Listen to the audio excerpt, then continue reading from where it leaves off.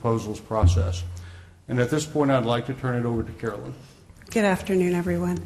As Acting Chief Procurement Officer, one of my duties in the Code of Ordinances is to oversee all procurements in the City of Houston. And it's a good thing I like cats because sometimes I feel like I'm hurting them. But in this case, I didn't have to do any hurting. HAS really reached out and worked with me in a very collaborative manner, and it was a really enjoyable experience.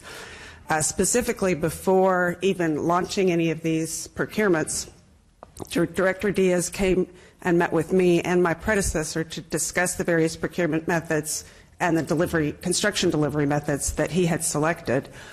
And then before any of the solicitations were published, they came to me for review and approval. Any revisions that I wanted made were made.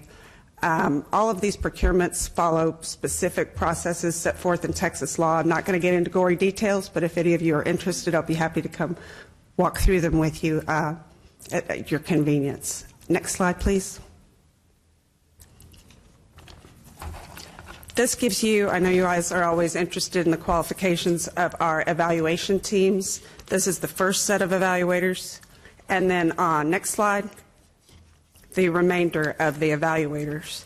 I personally participated in the process for the selection of the construction manager at risk. I was not a voting member, but I read all the proposals. I participated in all the evaluation sessions and all the oral interviews.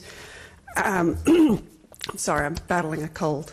And I can tell you that all the evaluation committee members were focused, prepared, thorough. They took copious notes. They were opinionated. They got into some spirited debates. But ultimately, in the end, the recommended proposal, the recommended company clearly rose to the top for this project. All the firms were highly qualified. The process for this selection for a construction manager at risk was very thoughtful. All the top 3 finalists for the construction manager project were invited to participate in the interviews of the architects and engineers.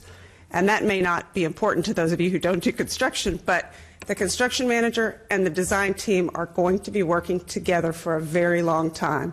And so I thought this was a really nice way to get those 2 firms starting to think about how they were going to work together before they are joined at the hip by the City of Houston. The selection of the architectural firm was also very thoughtful, and I'm highlighting these 2 because they really are the big gorillas in the room. An advisory committee was selected to provide expert assistance to the evaluation committee. This committee was composed of members of the architectural community who are not linked to a particular firm. For example, the dean of the Rice University School of Architecture, the University of Houston School of Architecture, the Rice Design Alliance, the CEO of the Architects Institute of America here in Houston, and a member of the Architecture School at Prairie View A&M. This committee was selected to read the proposals and to advise the evaluation committee. And I think this was a really great idea because even though these evaluation committee members have great experience, we can always benefit from some outside view and opinions on the plans, the designs, and the firms. Now, in the end, the top 2 firms actually had to have a second interview because they were so closely ranked, the evaluation committee really had a hard time choosing. So the director and his executive project manager met with them to conduct second interviews and asked them really compelling questions about their key personnel and their capacity so that he could be confident that we were going to have the right partnership going forward because, again, this is going to be a big and long-lasting project. So in the end, these procurement packages were conducted in a pretty tight timeline, but remember that they planned them for 2 years in advance, and that's really, really important when you want to do a good procurement. And so what I observed was a really solid process. I am sure that there will be some who are unhappy that they were not the winners. As Bob mentioned, there are some future procurements coming up.